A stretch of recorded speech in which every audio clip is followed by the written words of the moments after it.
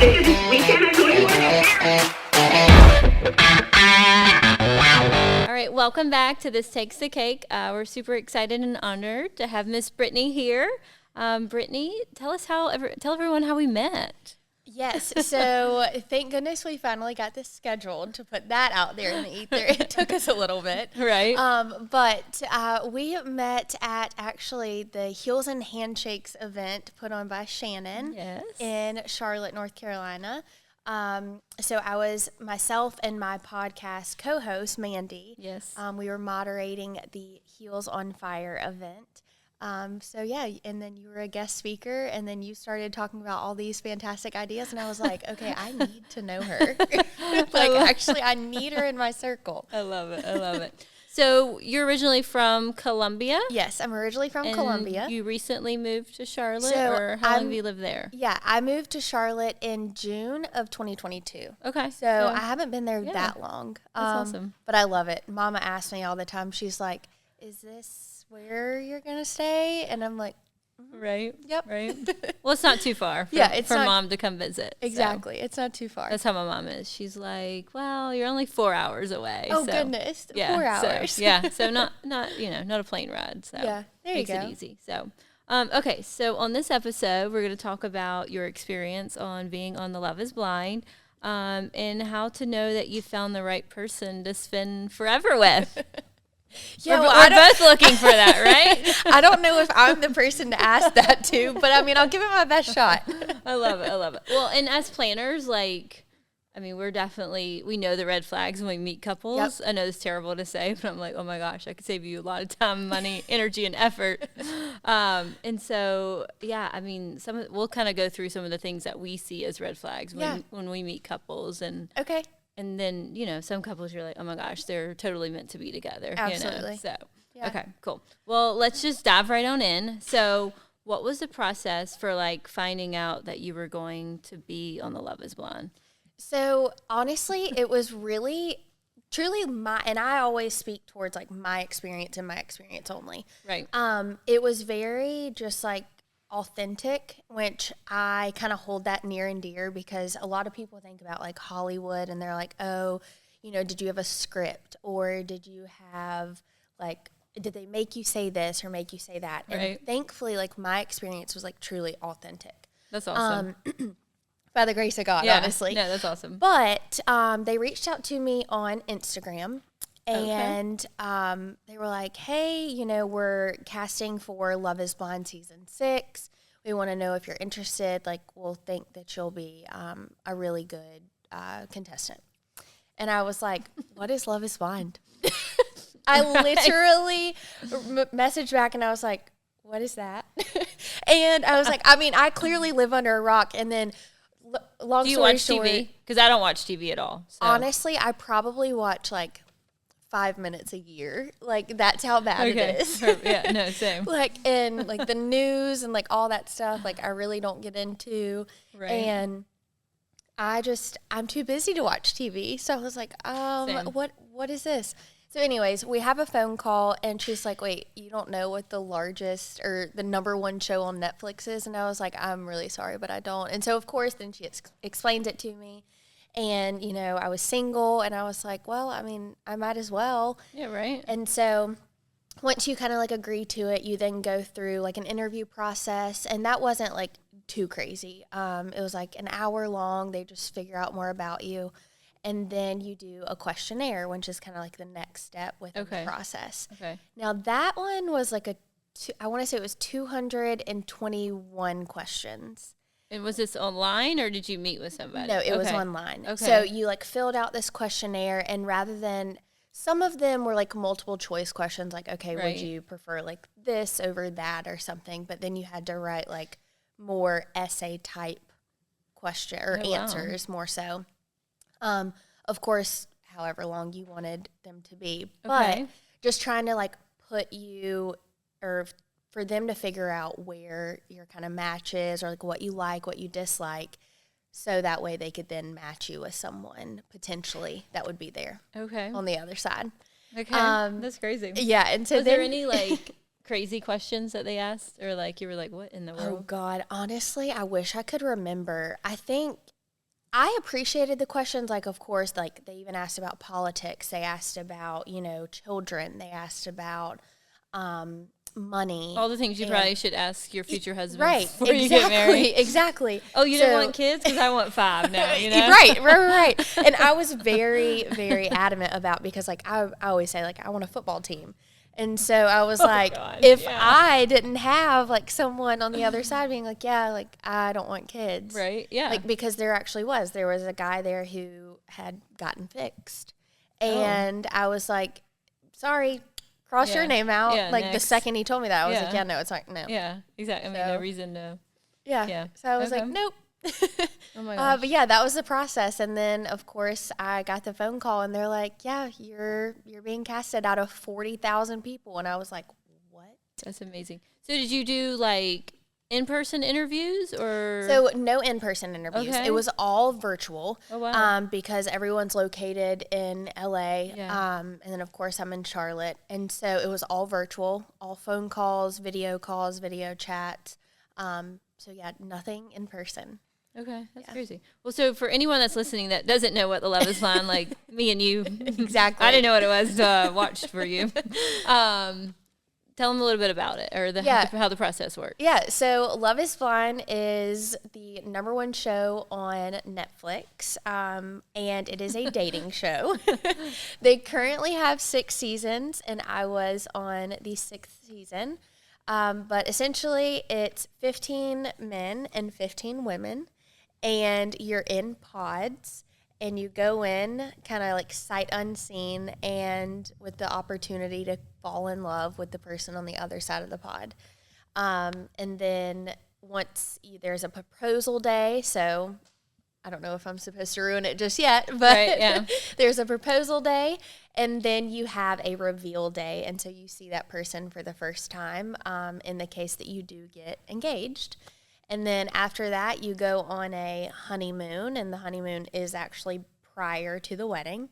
You come back to home, you live together for 3 weeks, it is.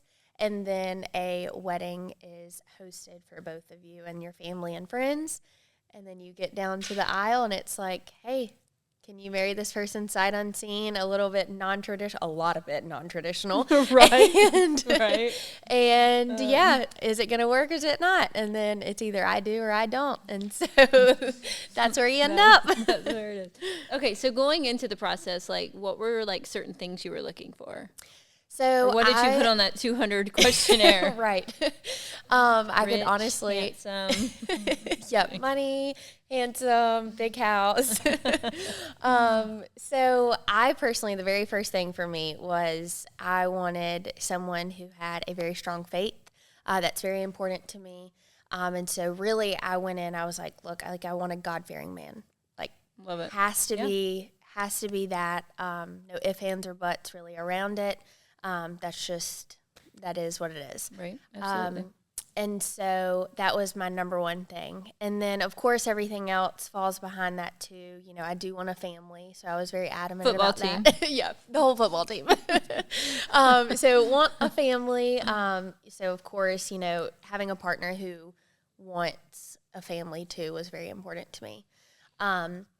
And then I'm trying to think of like everything else that I really put on there. I'm really big on manners. Of course, we're raised in the South here. Exactly. Yeah. So really big on manners, knowing how to like carry yourself, walk into a room, all that good stuff. So, but that is hard, when you're not seeing the person on the other side. And so throughout the process, I was like, okay, well, I can talk to you, I can build an emotional connection with you, and I very much so did. But then I'm like, oh wait, I still have to put all those other puzzle pieces together. So like, are you attracted to them, Right, exactly. So that was a learning curve for sure. So was there any like red flags throughout like the process when you were or things that you had reservations about, I guess? So like I said, there's 15 women and there's 15 men. And so when you go and you talk to all 15 individuals. And could you see the girls? Or yes. You could see the girls. Yes, okay. You can see the girls. You're in the lounge with them. You're having conversations with them,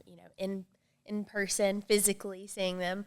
But when you're looking at the men or talking to them more so, you don't see them. But I think as far as red flags, you know, there was one person that I was like, okay, you're not mature. Like, I could instantly identify it. I was like, yeah, no. And I actually even verbally told him, I was like, you just remind me of, like, someone of my past, and it's just not. Red flag. It is not. It is not going to be it. Like, it was odd how similar they were, and I was like, no. Absolutely not. And he was like, what? And I was like, I'm sorry, I'm here to be honest with you. Like, I'm not here to waste my time.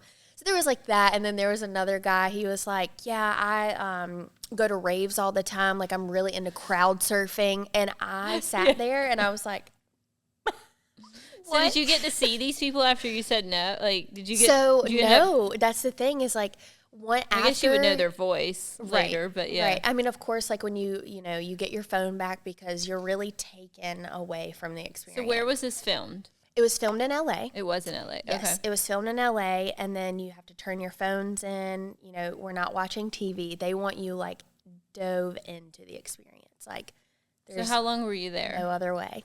Altogether. In the pods, we were there for two weeks. Okay. A little over 2 weeks. And then you go, you know, you have the reveal. And then you go to the honeymoon. And we went to the Dominican. Okay. Yeah. Dominican? Yeah, I think so. It's really memorable. But yeah, and then you come back home. And so we all went back to Charlotte. And then you lived together. And then okay, so you lived 3 weeks. Yeah. So you lived back in Charlotte. Okay, gotcha. But they came there and filmed.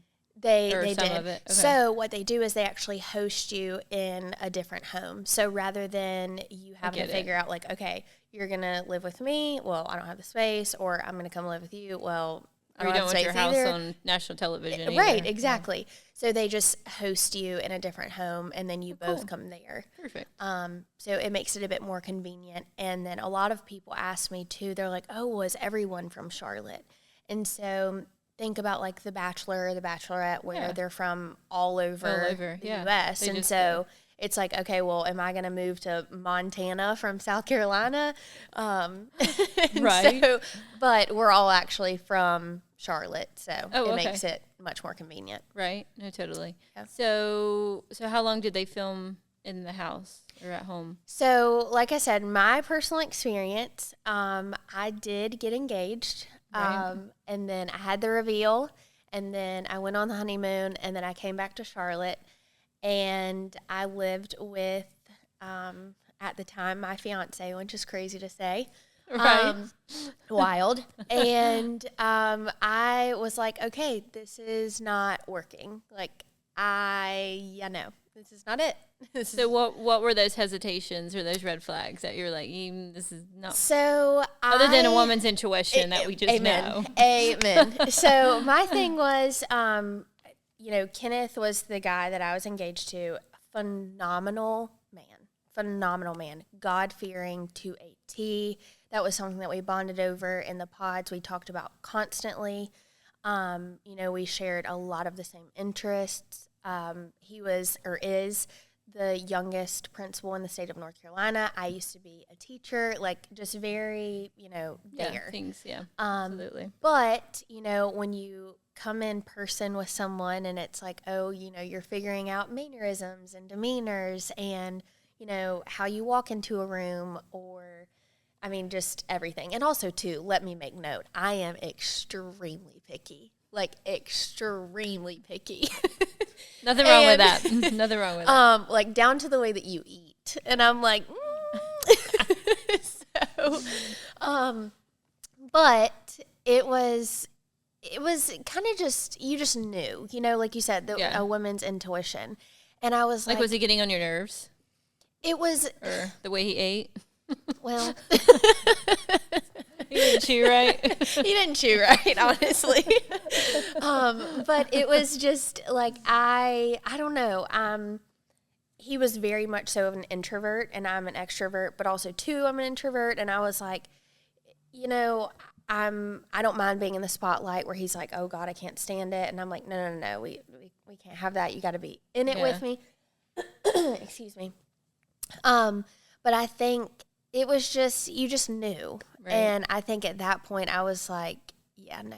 And then also a big factor is I was struggling a lot with like the physical intimacy. We definitely had an agreement of, we're not going to have sex before marriage. Right. But I found myself being like, okay, I'm not sure if I even would. And so that's very important to me in a marriage. And so I was like, if I do not have that crave or, yeah, of course, all of that, I was like, I don't think this is going anywhere. So, yeah, that was he heartbroken? Yeah. Yeah. Yeah. And so, and I don't know, if those of you have watched, you've watched, I was so tore up, like in the kitchen is like our last scene within the show because I was like, I know I'm breaking his heart. And he was, he told me, he was like, yeah, like I'm ready to go down the aisle, like ready to go down the aisle no matter what, all of that. And I was like, you think I was like, no. And so I knew that, I was hurting him. And so that hurt me. But now it's all good. So. Right. So do you guys still talk at all? Or we ever? Yes. Okay. So we definitely stayed in very, very close contact after the show. I would say right after it happened, there was like a 2-week span where we just needed to like decompress and, gather our thoughts and everything. But like we would talk weekly. FaceTime calls, regular calls. Like I said, he's a principal, and so he would FaceTime me at school. Oh, cool. I got to meet some of his students, all of that. So it was a really, really healthy relationship. And, as you're talking about, like, how do you know, like, we can see, when we're planning weddings, like, okay, yeah, this is not going to work. This is going to work. The thing that I'm so appreciative of is the maturity that both myself and Kenneth had within that experience, because I don't think that a lot of people could have come out of that and had those tough conversations and felt the way that we felt about one another, and it kind of be like sunshine and roses. Right. So I was very proud of us for that too. That's awesome. So was there anybody else in the pods that was like another top runner? God. So about that, and it's wild. And a lot of people were like, oh my God, this person was in a love triangle. And I'm like, well, technically he was in a love square. And and I was like, so, and by the grace of God, it wasn't shown, but it was down to Kenneth and Jimmy. Okay. And I didn't look for Jimmy. I got to go look him up now. And so, but it was very much so, it felt very natural and normal. Like he was a country boy, like all of my family's like super country. And I was like, that just seems like fitting. And where was he from? He was from a part, oh God, I can't even remember now. A part of North Carolina somewhere. Okay. Oh, cool. But it was just, it felt like, oh, like I could just like put you in with my family, kind of like close the door and I'll leave and like you fit right in. Right. Yeah. But yeah, he was in a whole bunch of other stuff. So I was like, you know what? Just go on your way. Go on your way. It's fine. But like we haven't talked or anything. And then as far as anybody else, I really haven't talked to from the show. Okay. As far as like the men go. The men. What about girls, any of the girls? Did you become friends with any of them? The girls I talk to all the time. Mackenzie, cool. Jess, Laura, like we're thick as thieves. That's awesome. Yeah. So it's, in the end, it was a wonderful experience. I'd probably do it all over again, even if it had the same outcome, just because of how, That's cool. I don't know. It's just like a really good place in my heart of like the whole situation. And I met some of my greatest friends. So, yeah, I would probably do it. I'd probably do it again. So have they ever had somebody else come back on again? I don't know. I don't think that that's ever happened. Okay. I don't know if they'd be opposed to it, but of course there's like other shows like Perfect Match and Love Island and all the other ones that I have no idea what they're called. Same. No, I don't know. So yeah. That's too funny. Were there any like unexpected challenges like you face like leaving the pod? Is there anything that like I think that trying to just figure out life and use it as like, okay, I have this opportunity. Right. I, like myself, or like you, I'm very much so, I have an entrepreneur mindset. Right, absolutely. And, if I'm like, okay, well, if I didn't get a husband, I'm going to get something out of this. Exactly. So I think just honestly that being like the biggest challenge, it's not even based on like the love and the emotion part of it, but more so like, how can I use this to my advantage of, telling my story, of course, being successful, even helping other people with like just love in general, because I feel like it's hard sometimes, and trying to like figure out life after the show. Right. But I mean, it's been challenging, but it's also been very rewarding. And so I think that it's been a healthy challenge. For sure. So have your DMs blown up since the show? Just the other day, I was like, maybe I should go through in your DMs. Maybe I should go through my hidden request. And I was like, wow, there's like a lot of people in here like asking like, link this and link that. And I'm like, I'm sorry, y'all. I didn't realize like my hidden request. But I come very humble, and I'm like, no one to brag about. Like, honestly, I mean, would I love to be like, yeah, this person and that person, and this person? Yep, in my DMs. Yeah. But I'm like, honestly, no. Like, it's, right. While, a lot of people are like, oh my gosh, like, Love is Blind is so big. I'm not diminishing myself by any means. Let me not get my words twisted. But, like, I'm still very, very small. I'm still very, I'm still human. Of course, It's like people like to use the word famous, and I'm like, I'm still a casual gal, Right, yeah. But I don't get it twisted. Because I mean, your whole life, it's really only like a few weeks, in it the scheme of things. Quite literally like 12 minutes of my life. So did they pick things that aired that you thought they wouldn't pick?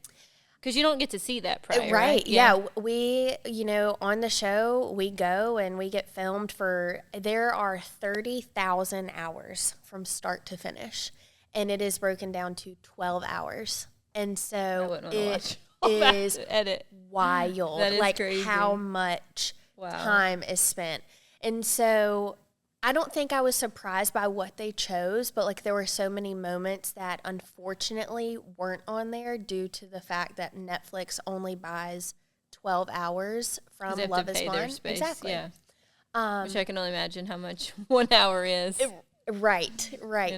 And so I was like, dang, I really wish that they would have included this or that, because Kenneth and I truly, like, our conversations within the pods, they were beautiful. Like, we had so many moments where... So, like, how many hours did you really talk to him? So, that also kind of depends. So, you start out at 5 minutes on the very first day with all 15 individuals. Okay. And then you come back and you rank them, and then day 2 comes. And so then you spend, I think it's like it jumps up to 15 or 18. And then each day goes on, you're weeding people out, you're ranking them, they're ranking you. Right. And so then you're not talking to as many people. And so at the end, you're talking to your person for about 4.5 hours. So you do talk to them for quite some time. And then you have then you have night dating as well. And so you go throughout the whole entire day, and like we would be on set until like 1:30 a.m., 2 a.m. because we would have to do night dating then. So definitely very long days. So did you have a vision of what he was going to look like? We talked about it a little bit. Are you allowed to describe what you look like? You are. Okay. You really are. They don't tell you. I'm a hot blonde, Right, exactly. And funny that you say that. Kenneth thought that I was blonde. He thought that I was blonde-haired and blue eyes. And I was like, what in the world? I was like, I have never seen a day in my life. But we talked about how his hair was like longer than his ears. Like, I was like, okay, got it. And I was like, I wonder, and we talked about how he is a black male. And I was like, okay, got that. And then I was like, all right, so now I'm trying to figure out your hair. I was like, you played basketball, so you're tall. And you could tell in his voice, like he has a super deep voice. So I was like, you have to be like, you're definitely not like this little shrimp. So I was like, I mean, I guess like I was like, you're tall. You have a little bit of longer hair. But I was like, I don't know. And then I also thought, I was like, I definitely think that you have a really big smile. And then lo and behold, he was tall, had a really big smile. he was like a giant. I think he's like 6'2" or Giant. yeah. 6'4" or 6. No, I think he's 6'4". He's tall. Yeah, I mean, he's tall. He's tall. Yeah. And so I was like, hey. How's the air up there? Right, exactly. That's awesome. Okay, so did you ever feel pressure to get engaged just because of the Do I feel it now or did I feel it then? Then. No, I don't think so. Okay. Like I said, the experience for me was very authentic, and like what I was doing, it felt right. I was like, okay, like this is it, I think. Question mark. I don't know. But it truly, like when I broke it all down, I was like, you know, he's presented what I wanted. Right. You know, he's a God-fearing man. And there were so many times in my life where I was like, okay, I'm just going to go after the person that looks good. And then I was like, well, that really hasn't led me anywhere to success. Don't work. Exactly. And so I was like, I might as well give this a chance. Like, what do I have to lose? And I'm so glad that I went throughout the whole entire process, because I just felt like I learned so much, not only about like relationships, love, but like about myself too. Right. And so that was honestly another really rewarding part of the whole thing. Right. And so I'll kind of touch on that too. So obviously being a wedding planner, and we meet couples all the time when they come in. I mean, we have had clients that aren't even engaged yet. Oh, so heavens. Keep going. No, I have another story. I love it. And like, they'll be like, we're ready to book. We're going to book the venue. We're going to book you. We're going to book photographer, you know, because we don't want the dates to get taken away. And in my mindset, I'm thinking, well, how do we know this guy's going to give you a ring? Exactly. You know? And so, I mean, that's definitely a huge red flag. Yes. Like, yes. Never in a million years would I start putting money down and doing, I mean, no. Before I have a ring. No.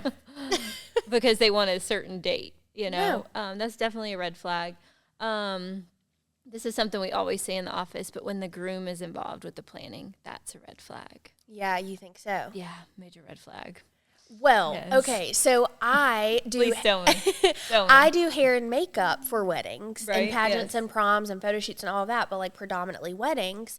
And I will have people message me for hair and makeup when they're not engaged. Isn't that crazy? And I'm like, okay, well, you know, I respect the planning because I'm a planner. I get it.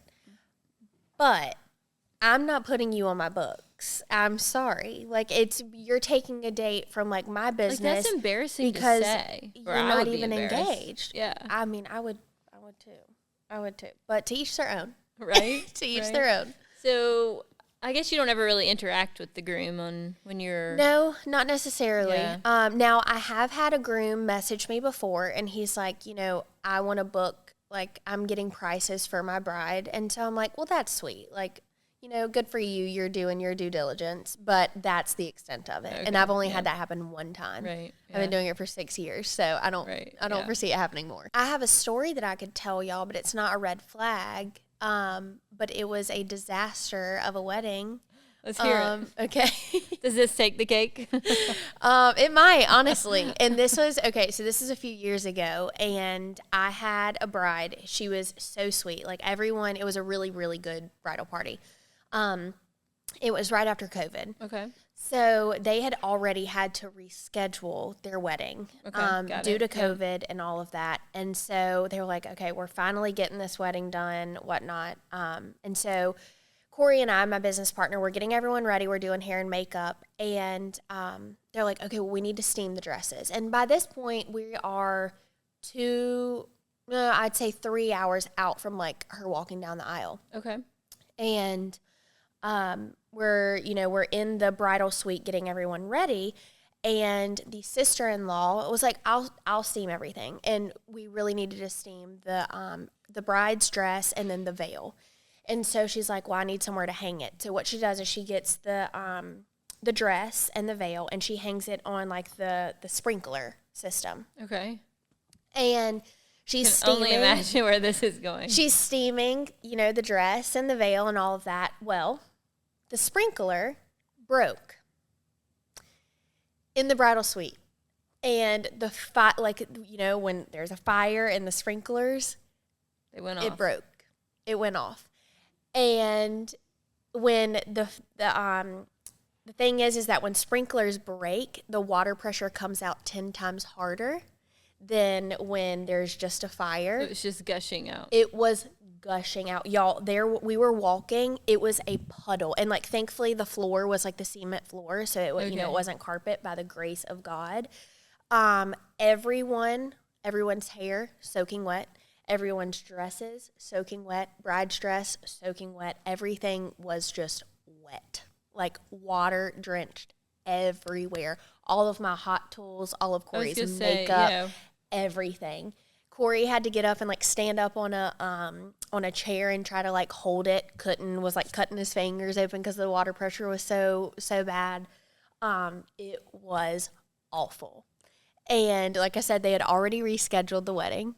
And so she's like, what in the world? Like, how did this happen? Calm, or was she?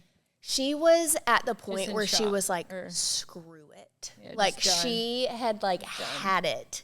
And I was like, no, it's okay. We're going to get it. So lo and behold, thankfully, we were able to, obviously the fire department came out and they, brought the big industrial fans. Like I said, it was a cement floor, so they were like sweeping it. And by the grace of God, they had barn doors. So we were able to raise everything up and like sweep the water out. Her dress was a tulle material, so it wasn't like a satin and, absolutely ruined. Yeah. Now the bridesmaids' dresses, they were. So they had to like go and it's like some of them were already in their dresses. Like that's how soon it was to the wedding. And so they had to like stand in front of the fans and everything. It was a mess. And we've experienced a lot, but we never experienced that one. It was a mess. So did you like redo hair and makeup, or what? Yeah, now granted, we like to say that our makeup has survived fire sprinklers, and so that's our testimony. We're like, I mean, if you want your makeup to stay, it's gonna stay. Yeah, exactly. But as far as like their hair, of course, like when you get wet hairspray, I was like, I did have to do some touch ups because I was like, bless. But by the grace of God, it all worked out. They all looked pretty. We got them down the aisle and on time. I don't know how, but it was on time. And I was amazing. Like, yeah, it was a mess though. Wow. Yeah, that's a lot. That's crazy. Dang. Wow. Yeah. Going back to proposals. Yeah. So when the proposal happened, where was that at? So that was also in LA, and that was in the pods. In the pods. And so you still are sight unseen when you do the proposal. So did you get a ring? You do get a ring. However, you get a ring at the reveal. Okay. So the proposal, technically, you're breaking down every single day of like you're weeding out the people. And so you kind of know, like you start talking about like, hey, like this is the type of ring that I would want. They come around and they size everyone. And so then the proposal day comes and like it's actually like the proposal day. And so like whether it's going to happen or not. Now you could go in the pods and, they're like, hey, yeah, this is not going to work. This is not it. But you maybe on my story, you get proposed to and you have to hear, hey, I'm like on one knee, like, will you marry me? And I'm like, oh my God, I have no idea. Did you get to keep the ring or? Yes, I did get to keep the ring. Okay. And it's funny because the ring that we discussed is not the ring that I got. Oh. Yeah. So like I said, I'm picky. I'm very adamant about what I want, but I told him, I was like, I want a gold band. One singular gold band. I want the rock. It has to be, right? One solitaire. Exactly. Gotcha. And then diamonds under like the actual like huge diamond. Of course, there's terms to everything, but I'm like, I'm gonna describe it. Here's what I want. Yeah, exactly. And I was like, I do not want rose gold. I do not want diamonds within the band. No. That's what you got. So here he comes on reveal day. The doors open. We're like nervous as all get out. He gets on one knee, pops the ring out. And I look at it. I'm like, oh, wow, it's really pretty. And he puts it on my finger and I'm like, it's a double band, rose gold, diamonds in the band, square diamond. And I was like, Square diamond? Yeah, and I was like, those aren't even in style anymore. Thank you. And I was like, oh my god, there's no way. There's literally no way. Well, come to find out, he was like so mad before the reveal, because of course he gets to see the ring before I do, and they hand it to him right before the reveal. It's not the ring that he picked out. And so they were like, sorry. And he about lost his mind and was like, this is not the ring. Like, I'm not giving this to her. And they were like, you have to.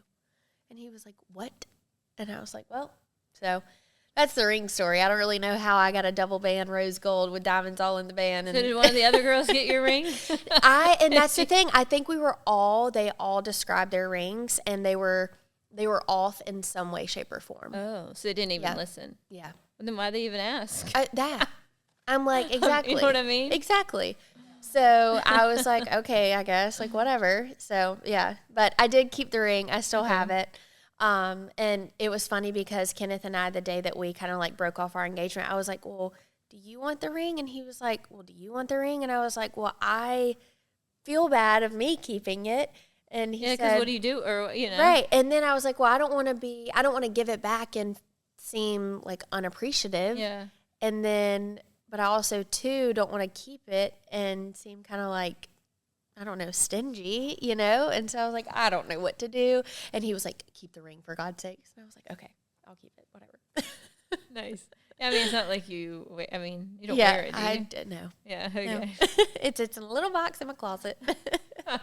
Yeah, that's cool. Well, so we do a lot of proposals, and mainly summertime here, and I think it was last summer, one of the girls here in the office, we always do beach proposals. Everybody comes here, they want to get married at the beach, and we had a girl say no.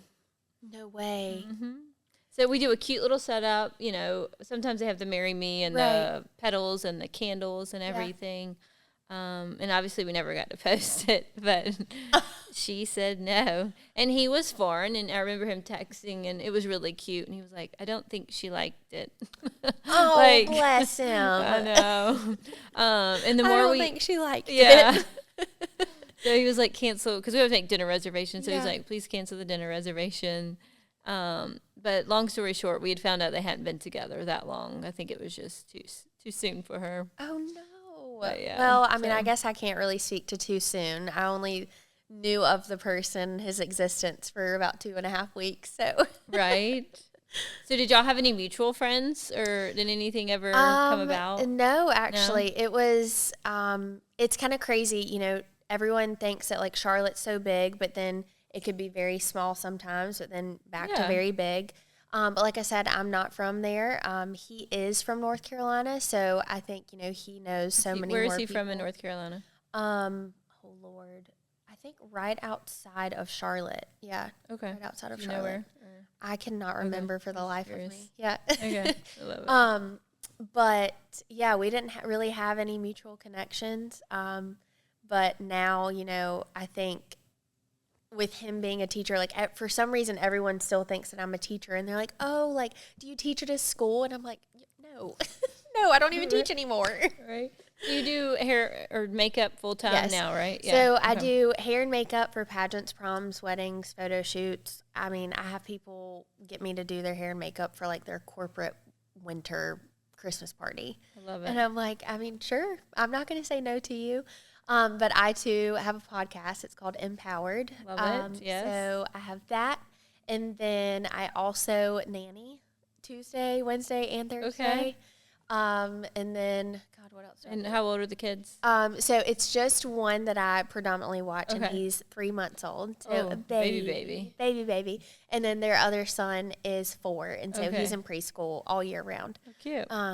So, yeah, I do that, and then also content creation. So... Right, that's a full-time job in itself. So how long have you had was the podcast prior or after? So the podcast was after the show. Okay. We released our very first episode on March 12th. Okay. I knew it was recent, but I didn't know how recent. Exactly. Okay. So yeah, March 12th was the release of the first episode, and now we host monthly events in Charlotte for women.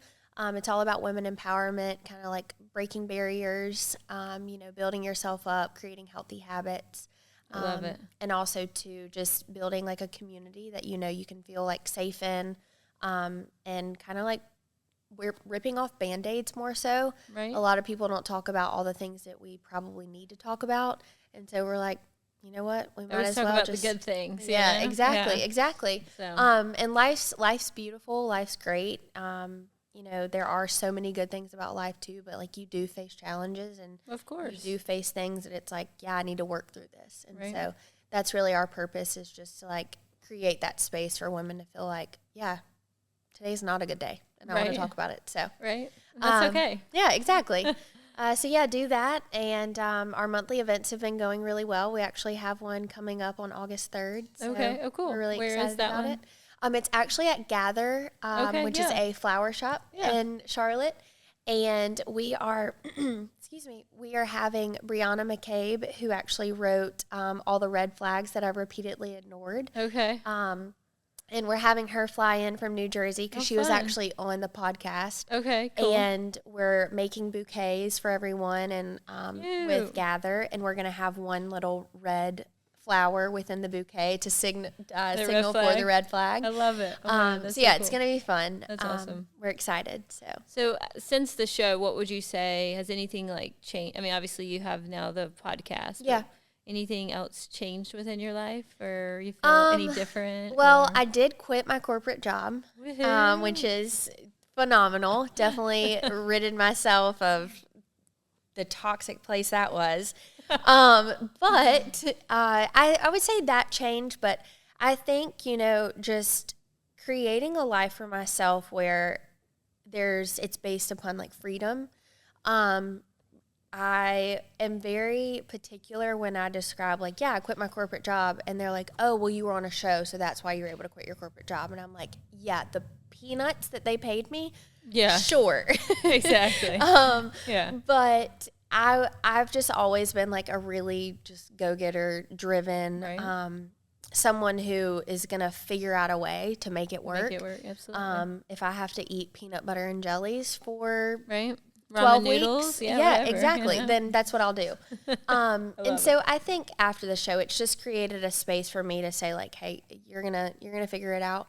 Of course, it's opened more opportunities. It's maybe make people like you. And so yeah, it's been a whirlwind, but it's definitely been a good whirlwind. Yeah, exactly. Of course. So when I say like when you can kind of do like the freedom, the flexibility of being able to do that, you kind of can name your schedule and, you know, I can choose, which is nice. Exactly. Although my schedule is, I'm sure it's crazy. Everyone picks on me, all of my friends, because I still use a paper calendar. Oh, do you? And they're like, Brittany, like you're scratching out things here. And I'm like, well, you know, and I have like color coding in there. Nothing wrong with that. Everybody has their own way of being organized. Exactly. So, but they're like, yeah, you used to be a teacher. And I'm like, well, you know, I can't help it. Right. It's in my blood. So how long were you a teacher for? I was just a teacher for a year. Okay. And what grade did you teach? I taught second grade. Oh, cute. Yeah. They were. I bet you're a really good teacher, though. Well, I kind of went back and forth. I was like, am I doing my job right? But the thing is I was so focused on their mental health and, you know, their well-being of what their life was like at home. I know. And so, you know, I was in a low-income community. And so, you know, they faced a whole different bucket of challenges. And it was hard for me to focus. And was this in Charlotte or in? This is in Columbia. Okay. Yeah, this is in Columbia. It was hard for me to focus on, like, their academics. I was more so worried about, like, you know, are they going to eat tonight? Are they going to be clothed? You know, are they going to shower? Are they going to brush their teeth? And so I couldn't really differentiate between the two and kind of put them in their own categories. It was just that my focus was on like, okay, like you want to throw a tantrum because no one's seeing you and no one's hearing you. Yeah. And you want my attention, like I'm going to hold you. You know? Yeah, no, totally. And so that was hard. It was rough. And now I think about it, and my babies are about to go into the 5th grade now. And before I quit, you know, I, of course, was with them until the end of the year. But I gave them all my phone number. I took pictures with all of them, you know, wrote them a little letter, and they'll still call me to this day. And they're like, hey, Miss Mills, what you doing? And I'm like, oh my God, I want to see you so bad. But yeah, it was a good time in my life. It was definitely a learning curve. It taught me a lot about the patience I don't have. Yeah, definitely patience. Well, and at that age, I mean, I have a niece and nephew that are right at the age. I mean, you just don't know what they're going to say. You have no idea. Like, oh my gosh. Oh God. There was one day, and God bless his soul. There was one day where I was wearing leather leggings with like a long shirt. Okay, yeah. And it was during morning meditation time. Okay. So class is quiet by the grace of God, because they were never quiet. And school hadn't even started yet. And I'm sitting at my desk, and my little sweet Trayon, he stands up and he goes, Miss Mills, you got on scribble pants. And I said, I looked and I about lost my marbles. What do you say to that? I about lost my marbles. And I looked at him and I said, Trayon, I said, what? And he said, you got on scribble pants. And I said, the fact that he even knows what that is. Y'all, I stood up and I walked out of the classroom. I went to my teacher on the other side and I said, you will not believe what just happened. And she was like, what? And so I told her, and I said, I can't walk back in there. I just need a moment. I just can't do it. And I was like, for the love of God. And I was like, how do you even know what that is? And he was like, I just do. And I was like, okay, I'm done asking questions. I don't want to know. And then all day long, like I said, it was even before school started. No, I mean, I didn't have anything to change into. And I was like, oh my goodness. Oh my goodness. And then apparently they were too short for another kid. And like because they were like around my ankles, and I was wearing little booties with them. But to his liking, they were too short. And he was like, you waiting for a flood? And I was like, okay, I'm just getting picked on today. It's whatever. Oh my God. Yeah, what do you say to that? Oh my God, that's hysterical. You never know what they're going to say. And I was like, well, I mean, thanks, I guess. That's crazy. Oh my gosh. All right, let's talk a little bit about your company, Beauty by B. So you're in Charlotte. You travel? Yes, I do. I travel. Love it. I would say I'm more so in Charleston than I am Myrtle Beach. But I do have a few clients that have brought me to Myrtle Beach for their weddings. I would say I was probably here about 4 months ago. I'm like losing track of time. But yes, I do travel. So predominantly I'm in Charleston, Columbia, Greenville, and Charlotte. Little triangle-ish. Exactly. A little bit, yeah. Little zigzag. I love it. But I have been doing hair and makeup for 6 years now. I initially started with my business partner, Corey King, with Corey King Makeup Studio. Based out of, there you go. Exactly. Yeah. It's a small world. Yeah. Which he's actually based out of Columbia. However, he does live in Greenville, so that's kind of why we're like all over. Oh, cool. I initially started with him doing just hair, and then when he wasn't available, I would do the makeup. And then this January actually marked my 6-year anniversary with him, and then also this January is when I created Beauty by B. Love it. And so I was like, you know what? I might as well just make the business out of it, get a license, and there we go. Here you are. Yeah. Cool. Well, hopefully we can definitely. Yes, I was going to say, you're the perfect little partner. Much more, for sure. Because honestly, here, I mean, it's like you said, Charlotte, small. Yeah. I mean, here is small, too. Exactly. Like, there's only a handful, Yep. It's not like we have 12 hair and makeup art, just floating around. Exactly. So. And I think, too, it kind of depends because, like, somewhere like Charlotte, there are so many makeup artists. It's actually becoming really saturated. And so I find myself being more out of Charlotte than I do within it. Right. Just because, like I said, it is so very saturated. But I have to give myself grace as well because I've technically only been there for 2 years. And so, those that have created and really brought up their business within the space, it's going to be their first point of contact. And there's lots of weddings every weekend. So that. plenty of business. And I'm sure like even other photo shoots, not just, weddings. But, exactly. But weddings are awesome because it's one group, one day. Yeah, Right. So a lot of people, so I do have friends that also do makeup, and she'll tell you, she's like, I actually don't like doing weddings. Either you love it or you don't. Either you love it or you don't. Exactly. She's like, it's too much pressure. You know, there's too much like go, go, go, go, go. And I run on like the go, go, go. I'm like a hamster on a wheel. That's how I describe myself all the time. And so that's the part that I love about it. So it's, you either love it or you hate it. No, that's awesome. Well, thank you for coming on for our podcast and coming here. Tell everybody how they can find you on social media, all the good stuff. So my personal social media, Instagram is Brittany Mills 123. And then my business page is beauty_by_ Mills. I'm also on TikTok, bmills123 ? I think. Isn't that awful? But yeah, predominantly Instagram is where you can find me. And then, of course, if you want to book hair and makeup, my email inquiry is within my bio on my business page. And yeah, that's where I'll be. Awesome. Well, thank you for coming on. Absolutely.